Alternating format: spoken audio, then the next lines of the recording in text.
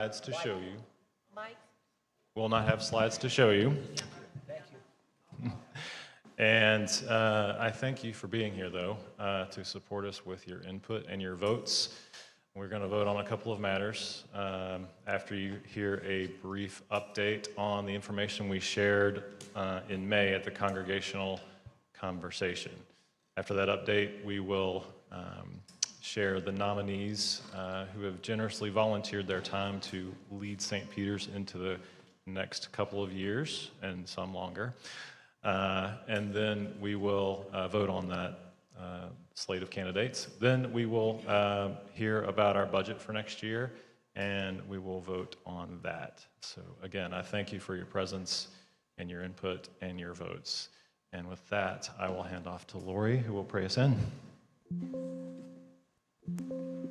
I'll pray us in with the sounds of technology. It's going to be great.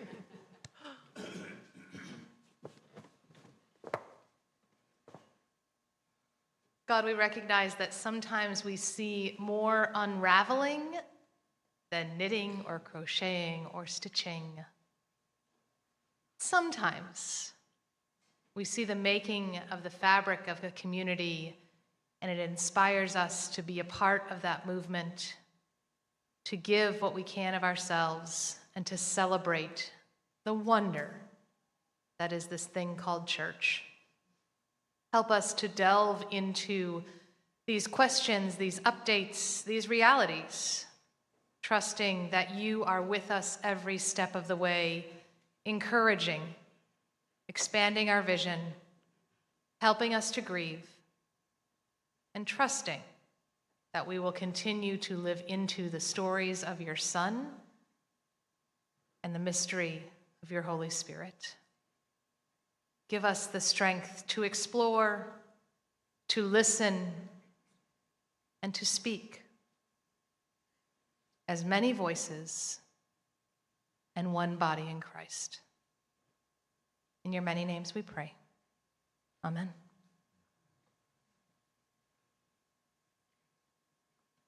Coda's coming. All right, good morning. This will be tricky. So I'm up here to tell you about a building update to give John Kraler a break. And it's going to have to be verbal, so because I was going to show you 6 wonderful images, and the people at home might actually still see them. And what I will try to do after this is quickly hit send on an email to you all through Realm, and you can check on your email the 6 photos I was going to share with you.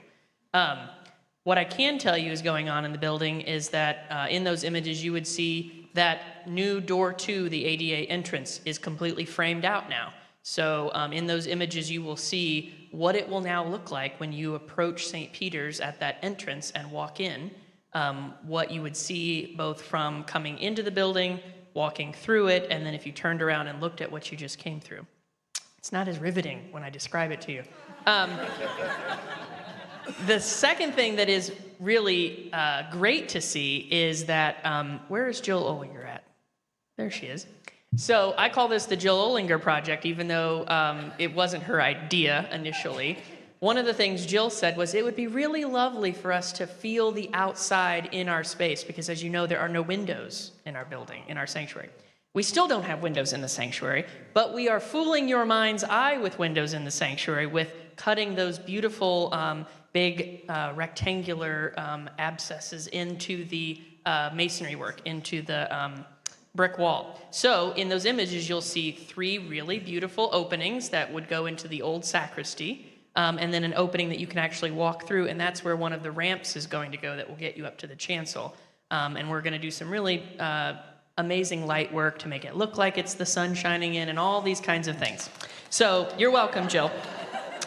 I am also happy to report that all of the mechanical work is done to date. So HVAC, electrical, plumbing, framing, all of that is done.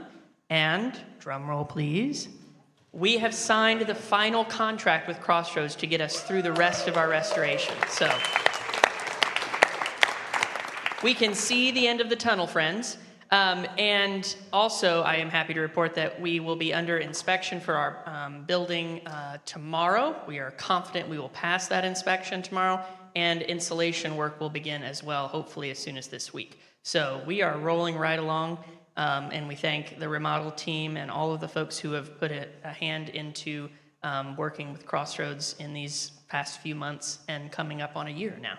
So if you have questions about the building update or the remodel process, you can see that guy in the blue shirt in the back. He's still here, but we figured we'd give his voice a rest so that he can continue to do that arm-bending work with our insurance company all the time. So thank you, John. Thank you, John. I will preemptively say John cannot yet answer the question of when we will be back in the building. So I'll save you from having to say that 45 times. Good job. We don't know yet.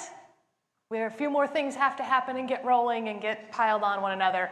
And when we know, we will let you know. will know. Is that fair, John?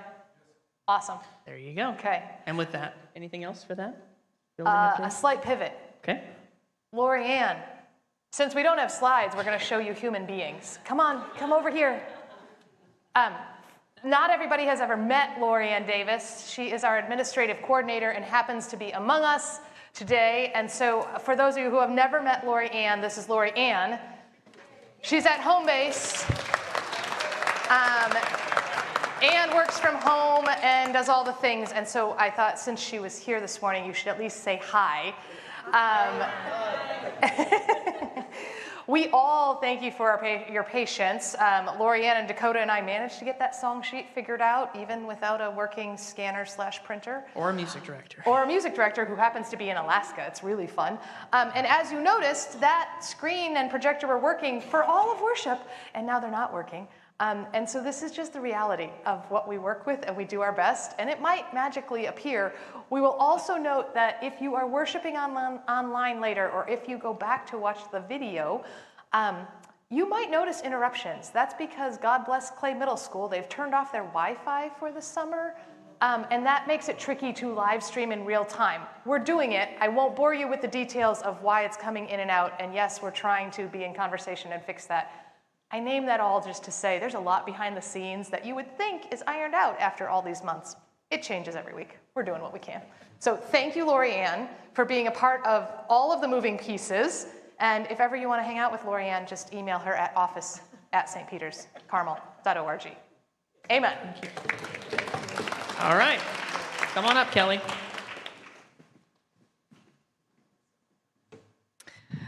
Hi, I'm Kelly Bradbury, and I am the current vice president, and we're going to be saying thank you to some outgoing leaders. Don't get too excited, outgoing leaders. I have thank you cards. That's all they are thank you cards for you. But I did get a little emotional reflecting on these outgoing leaders because almost all of these leaders said yes to their elected roles in June of 2020 in the midst of the beginning of a global pandemic and well before the displacement of the St. Peter's fire. So, of course, we never know what life holds, and just like in our personal lives, the years that these members have given of service to St. Peter's have been filled with challenges. But also through these roles, they have deepened their relationships with each of us, which is really what St. Peter's is all about. So we're grateful for each of you and your commitment and your gifts and your service. And so with that, I am going to ask you individually to come up to be recognized. First, our president, Eric Smith. Eric, thank you. So Eric has led us through 4 years, obviously, 2 as vice president and 2 as president. Eric's message has been sustainability throughout, and I would argue that he's led us through some of the most difficult conversations that we've had as a church. He's also asked, how can we serve the church as leaders and do it well while also leading our regular personal lives? And Eric really calls on us to take breaks, to ask for help when we need it, to have boundaries. He's shown us how he is quietly available. He has shown us how to work as a team. and he's shown us how to communicate with transparency. So, Eric, for all of that, we are going to miss your leadership. Thank you.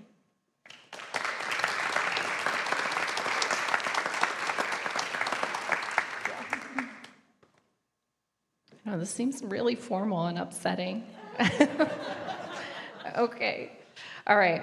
So Liz Chandler has served as Governance Council Secretary. She served 2 terms as Secretary, so she also has been leading us through the past 4 years. She takes minutes at all of these annual meetings as well as our Governance Council meetings, and she's also a voice on Governance Council. And even with all of the changes over the past 4 years, not only did Liz serve as Governance Council Secretary, but she's also led Ministry Council. And part of that role as well has been leading the social media team. She serves as chat host, and she's become a recognizable leader in our community. And she said it best recently at a recent meeting. She said being Governance Council Secretary has become a part of her identity, and it's really going to be an odd thing to leave behind. So thank you, Liz, for allowing this role to become part of your identity and for giving so much of yourself.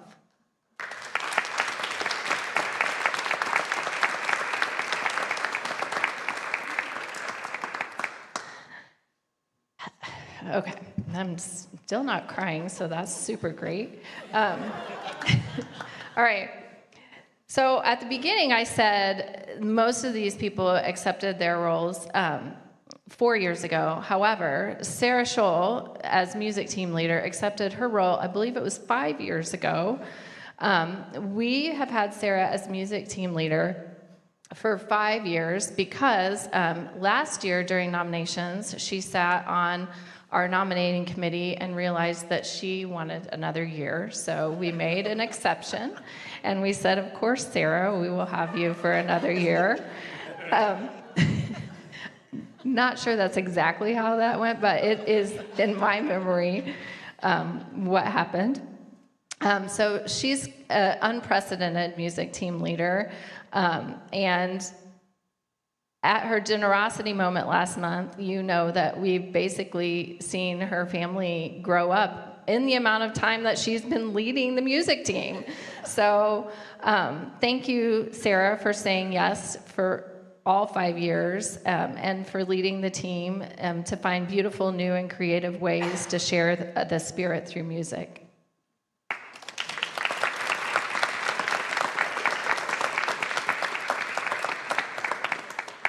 I don't believe that the other 2 outgoing leaders are here this morning. That's Steve Grunke as financial secretary and Greg McMullen. He's going off the elected pastor support team, but they've also served for 4 years as well. So I'll save those thank yous for them personally.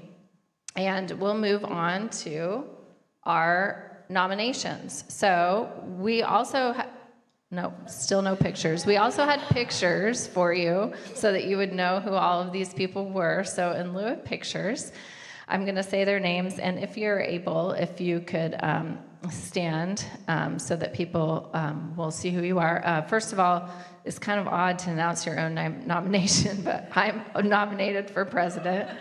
Thank you. Yeah. Thanks, Mom. Okay. For Vice President, Randy Wall.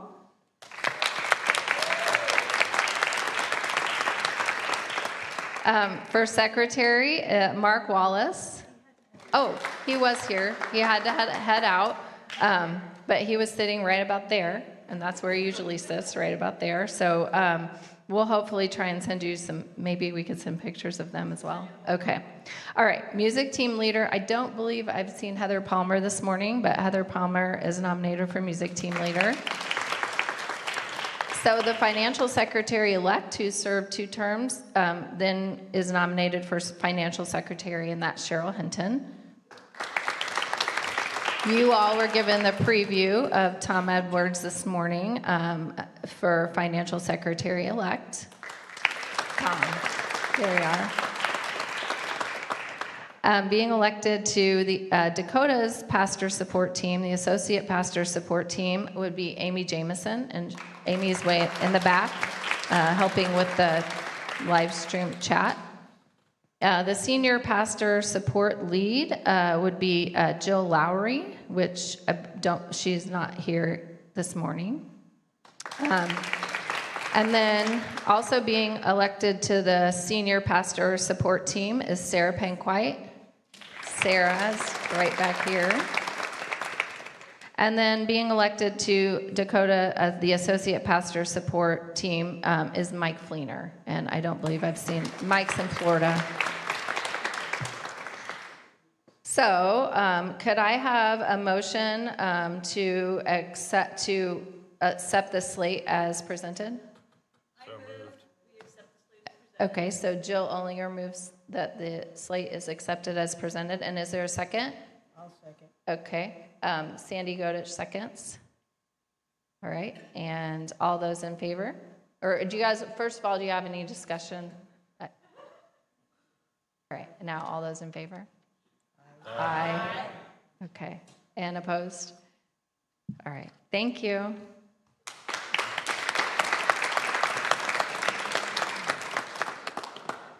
Thanks, Kelly. So now you've had your nominees voted in, and your inauguration will take place in July sometime. So don't go anywhere. And now we're going to get into the budget, which I hope Jenny brought the numbers to read off of a page, since I can't put them in front of you now. Jenny. And I'm sure that would be riveting if I just stood up here and read numbers. So I will try my best to flow. So good morning, everybody. So obviously one of the other big tasks for us to consider today is the budget for next year. And just as a refresher, the church's fiscal year runs from July to June. So we're finishing up the current fiscal year, and we'll start our new fiscal year on July 1. I want to give you some context first about how things are shaping up for this current fiscal year. And obviously these are our projections. They're based on our accounting statements, which lag a little bit. But it's good news for this financial year. We're actually winding up a little bit better than we anticipated, which is kind of a strange thing to share with all of you, given, all the loss that we experienced with the fire. It just goes to show you never, the budget is an estimate, and it's very important for the church's operations, but there's always a lot of things that can happen. So the general breakdown of our revenues and expenses, we are expecting to have overall revenues of about $512,000.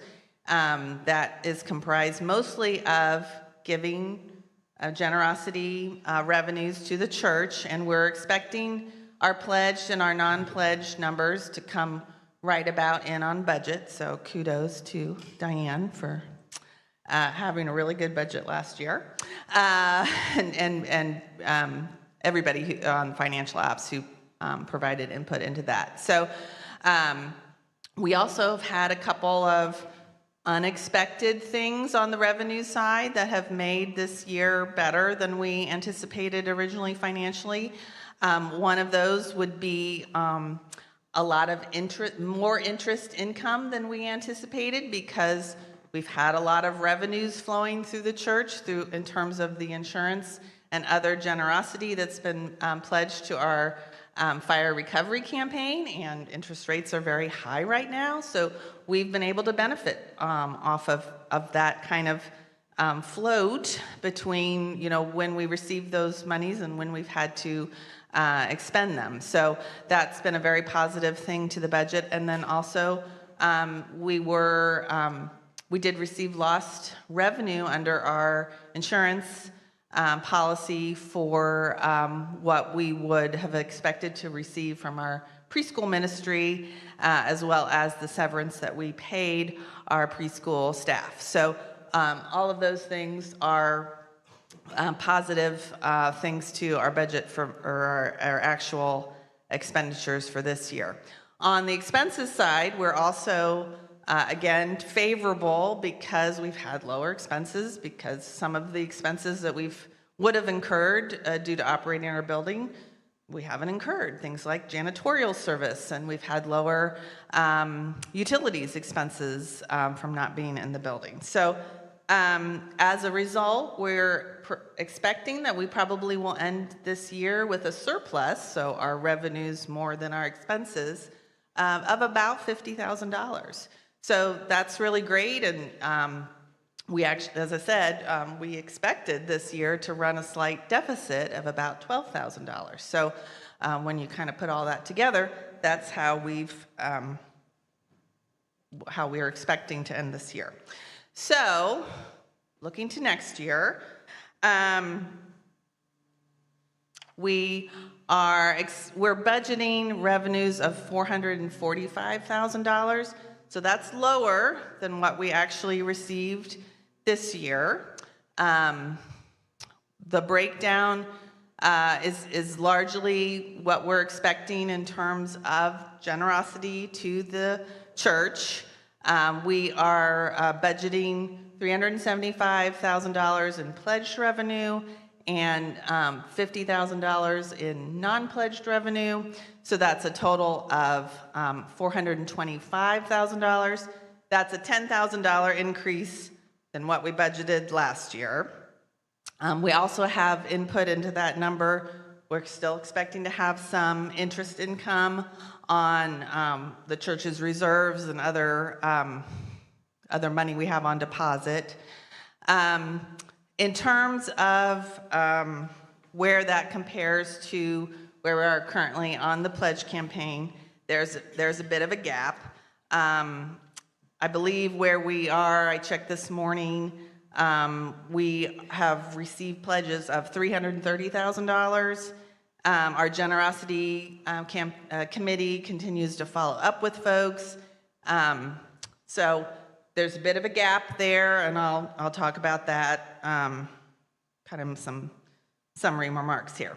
On the expenses side, our expenses, we expect to have a higher level of expenses next year than what we anticipated this year.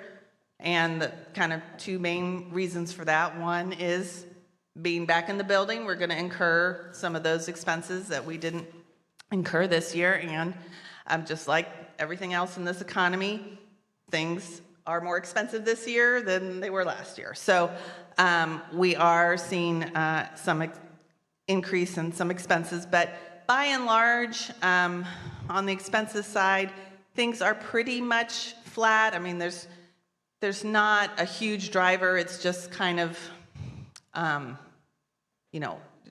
general small increases in expenses. We continue to have in the budget a 2% increase for staff salaries. Continue to have 5% of the church's what we receive in terms of our generosity revenue to go to benevolences. And when you would, I could run through all the numbers, but when you do the math of expenses from revenues, there we are projecting an operating deficit of about $33,000.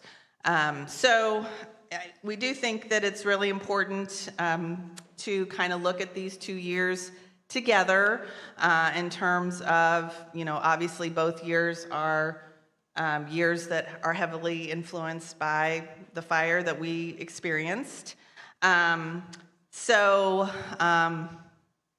This current fiscal year, as I've just described, we're expecting a surplus, or at least in the terms of the budget, thinking that we may have a slight deficit. And I'd also be remiss if I didn't mention that we've had a hugely successful generosity campaign to raise funds for our fire recovery. So overall, we think that there's a very positive message here for St. Peter's. And if you look at these 2 years together, Governance Council feels that this budget and approach is very reasonable for our organization, and we will continue to be in conversation with the congregation about the financial matters and how things progress in relation to the budget. But that's where we are. Let me look over my notes here and see if there's anything else I wanted to make sure I highlighted. I guess the other thing I will mention is it hasn't been unusual in looking at St. Peter's recent past to have a deficit budget. Just like this year, we had a deficit budget, but we ended up better than we expected. So, that's just going to be something that we're going to have to monitor. The church does have reserves. So there are things that we can do as we move forward and as we learn more and understand more about how being back in the building is going to impact things. I don't want people to be overly alarmed. So, and I'm happy to take some questions. I think what would make sense here is I'll go ahead and ask for a motion to approve the budget as presented, and then if there's a second, we'll open it up for discussion, and I'll take any questions that you have. Thank you, Holly. Thank you, Debbie. All right, so is there any discussion? I have some questions. Oh, yes. Just didn't catch the numbers. So I think you said the pledge is currently that you're expecting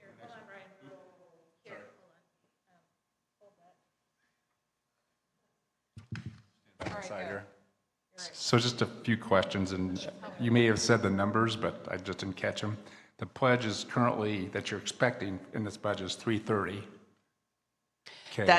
That is 330 is what has been pledged as of last I checked. Okay. To the current pledge campaign. Okay, sorry, I didn't write that down right. And then, and so how much are you expecting in the budget? So we are budgeting 375. So Okay. that's a difference. So 45K. Of So far that 45K. we're hoping to make up. Got it. Yeah. And so we lost in the revenue from the pre-K, it was like 50K, right? So that's not planning any of that for next year or anytime soon. So the bottom line I see is we have a 33K operating deficit planned so far for this next year, but we have a 55K surplus expected from this current fiscal year. So if all that was perfect, we'd still be ahead 22K. So Yeah, this is this is where going into the following fiscal year, we clearly need to do better about the gap, but we're giving ourselves a year to manage that. Yes. So Brian mentioned, yes, in this current fiscal year budget, it was budgeted that the preschool would add about $50,000 net to the church's revenues, expenses. We did receive that essentially this year through insurance. We are not budgeting for any revenue, building revenue from any kind of ministry next year. Obviously, where we are, the church is still in discernment about any kind of new ministry, using the church's building and obviously where we are in terms of the renovation and restoration. It's also would be premature for us to include anything in the budget there. So yes, and Brian correctly kind of did the math, and that's why we think it's also another reason to look at these 2 years together, that, when taken together, if next year unfolds as the budget is projecting, which may or may not be the case, we would still hopefully end up positive on taking the 2 years together. Okay, yeah.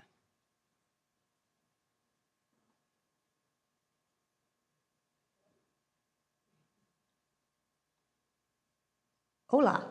Yes. So could you just give us the total revenue and total expense numbers? For this year? This coming year, the budget. Okay. So for next year, we are budgeting 445 in total revenues. And expenses are 478. Okay, and the total revenue, how much interest income did you guys include in that? So the other category is $20,000. So I think, and that's not only interest income, there's a few other things that go into that, community revenue, some miscellaneous revenue. So I think it's $11,000 or $12,000 of that. $20,000 is from interest income. So, obviously we're hoping that we can lock in another CD at around 5%. That would be a big chunk of that. And then, there's been a lot of doom and gloom, or, the interest rates are going to get cut or whatever, but doom and gloom depends on whether you're a borrower or a saver. But from our standpoint as a saver, it looks like we're going to be able to continue to benefit from some high interest rates for at least the end of, looks like, 2024. Then I have just kind of a hard question. Did you guys have any discussions about if we were to desire a less unfavorable bottom line, what we could do to decrease expenses or increase revenue? Yeah. So in terms of what goes into the church's budget, 80% of the church's budget is salary. So there's not a lot to cut in the church's budget. So we have not yet had kind of specific conversations on what we would do if. That may be something that has to happen as this next year unfolds. Obviously running a deficit budget year after year after year would not be sustainable for the church. But even though we've had a history of having some deficit budgets over the past 5 years, very frequently at the end of the year, we're not in that position. So, there's a little bit of, I think we tend to be kind of conservative as we put our numbers together, but realistic.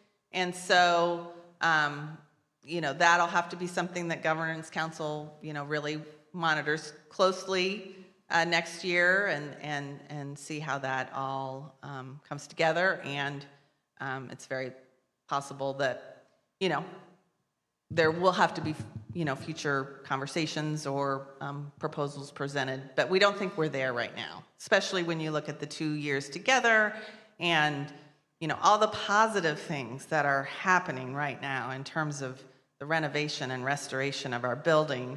I'm a realist, I'm a pragmatic, so I'm not, I'm worried that I'm bringing the room down here because that's a little bit of my personality, but I don't want people to take away from this a really negative message, because I think there is a lot of really positive stuff going on. And I see that we have numbers on the slide. So if that helps anybody in terms of understanding where we are, or, the major breakdowns are kind of shown here. This is next year's budget.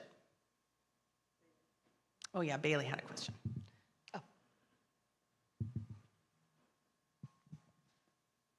I have a question related to estimating what our operating expenses are going to be.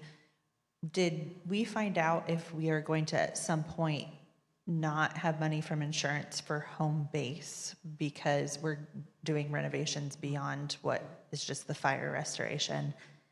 And what kind of estimate did we use with regards to, like, when we'll be back in the building? That could be a very small part of this next year when we're looking at how we estimated expenses. Yeah. So your question raises a good point. I should have mentioned at the beginning that everything I'm presenting is the operating side. It doesn't include any of the insurance, money that you were yet to receive from insurance, or monies that have been pledged to the fire recovery campaign. We've kind of run separate budgets. But we have not budgeted anything in this budget for increased expenses we might have for the gap, for any gap.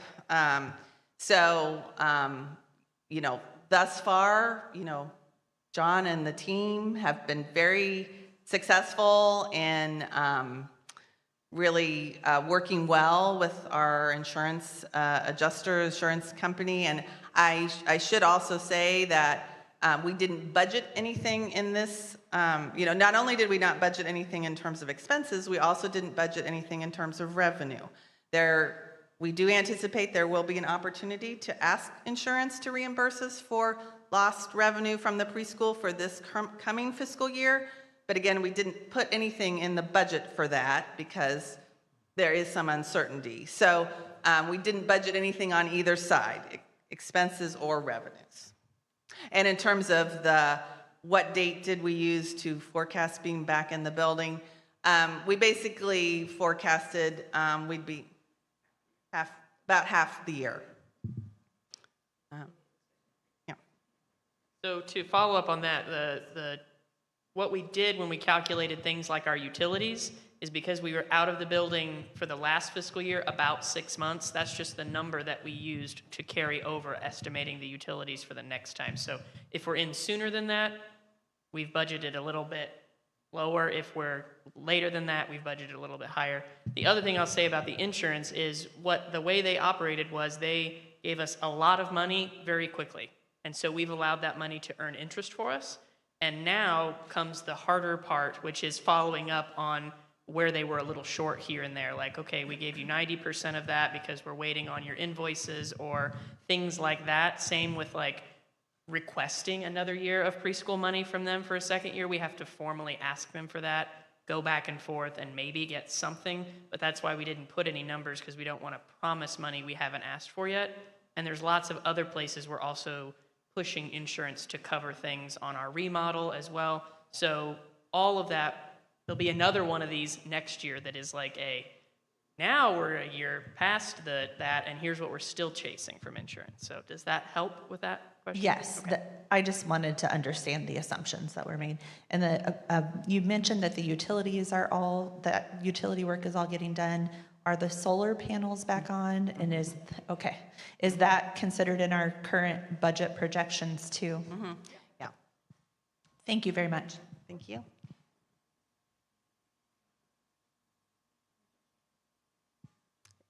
Other questions or anything from online? No? All right, well, if there are no further questions, I will call for a vote on approving the budget as presented. All in favor say aye. Aye. Any opposed? Great. Thank you so much. All right, since the technology has miraculously, through lots of effort back there, happened, do you want to try to see if we can look at the photos that are some previous slides back? We'll wait patiently for you, since I just threw this on you, because this will save me an email, maybe. We will. We definitely will. I would have sent it to you now, but PowerPoint is a really big file, and I have to convert it to a PDF. Not as easy as it looks on a phone to send it to you. So look for it in Monday's email. Keep going back. Oh, well, there's the wonderful nominees. Oh, woo-hoo-hoo. All right. Oh, that's good.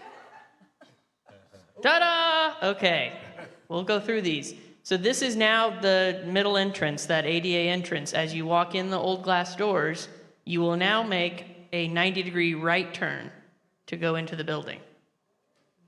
And that doorway right there will just be a solid door that's the same color as that wall we're now putting there. So still in an emergency, you could get straight out down that hallway, but... Are you all oriented? No? Okay. You're standing and looking all the way towards the music room. Yeah. Or those bathrooms. So the door right in front of us is, you just said, an emergency door. It's no longer a door we will enter at all. You will not grab a handle and pull that door open and walk down that hallway anymore. You will make a right. And the buttons you will push that open both of these doors will open both sets, like they used to. Well, when they worked. Okay, let's see if we can do one more slide ahead, and I'll wait for it to catch up. It's coming. See, look at my little handwork. That's just... This is really humiliating. I love it. Not self-conscious at all. Ah, there it is. So this is that same area, but now you're looking at it from what would have been those little tiny baby bathrooms in the preschool area. So you're looking at what you would walk into. So now to get out of our building, you'd go and make a hard left out to the parking lot. Does that make sense? Yes. On your left, you can kind of see the formation of a ADA bathroom that we're adding in lieu of those two tiny bathrooms. And on the right, you'll see a closet we're adding, just a storage closet right there. Okay? Let's click the next slide since we know it takes a little bit. Oh yeah, look at that. Last time that we did a meeting, I was dressed in red or something, and the whitewash was so bad with the lights. John Kraler sent me an image of the new picture of King Charles that was that bright red and said that I looked like that. Instant replay, yeah.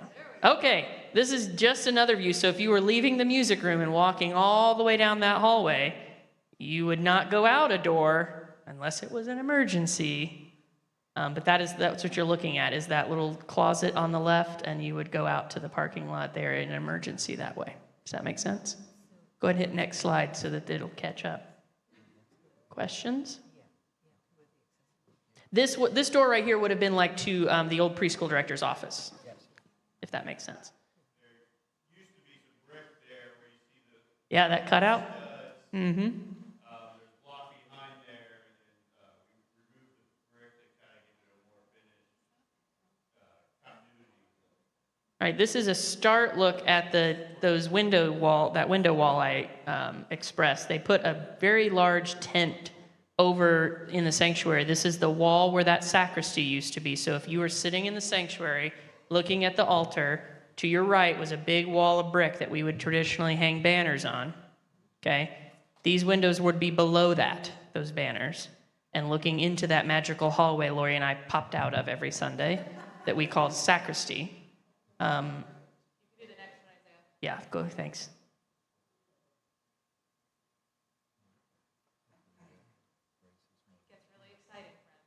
Oh yeah, the third one's real exciting. 2 more pictures. That's it.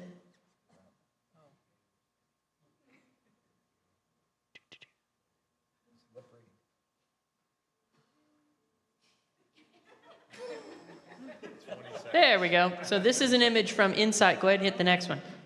This is an image from inside that little hallway looking, you would be able to look out now and see the gathered congregation. At the end of this hallway is where you would walk onto roll or walk onto the chancel. And that's where I said that fancy lighting is going to go up and around in that hallway to give the impression that light is coming through those windows. Some stained glass, maybe, yes. The congregation can't see the hallway. Yeah. It's not one-way glass. No. There will be no glass. 80% of it, you'll be able to literally step over it. So when you're walking down, you'll see. Yes, you'll see us walking. Yeah. Or rolling. So Any junk store there? these the 3 openings there, about 80% of them, it's just going to be an opening, framed obviously, but you could just we don't encourage you to, but you could just step over it. At the top 20%, there will be some fancy glass. We haven't decided what that will look like yet, but could be some stained or colored glass that may give us some beauty. And then that 4th opening is down to the floor.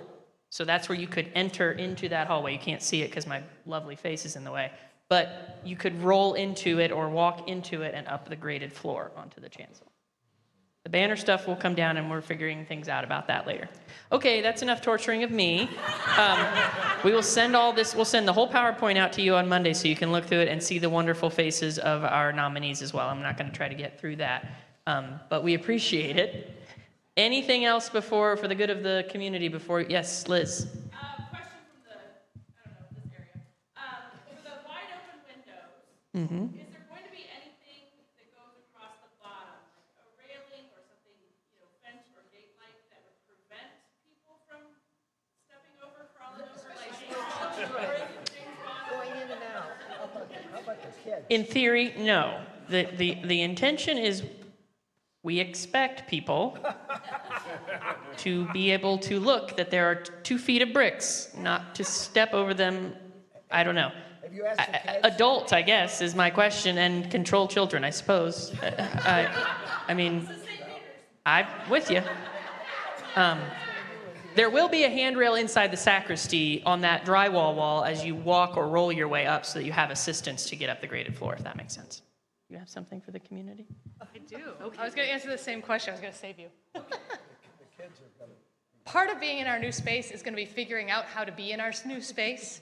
We have lost a lot of how we exist in the culture of this community being in this big space, particularly how to teach youngers or those who are just free spirits how to be in a sacred space. It is a responsibility of ours as a congregation to figure out how to work within this new space and how to nurture the smallest among us so that this does not become a playground, but also expecting that just railings would do it. If we installed railings, they would become gymnastics bars. Oh, yeah. So we're not doing that, right? Part of it is the responsibility that we have to teach children how to be in sacred space, and we do that by our action. You might have heard a sermon about this earlier. I'll stop.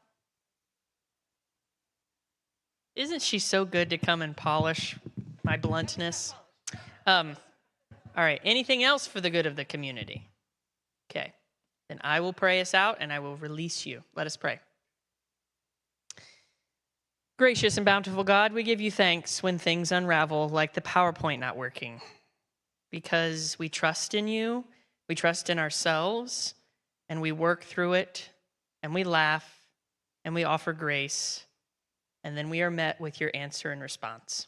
We give you thanks for the ways in which our community has had an opportunity today to discern the future, to talk about openly and honestly the things that worry us and the things that we give grace for and the things that we are celebrating.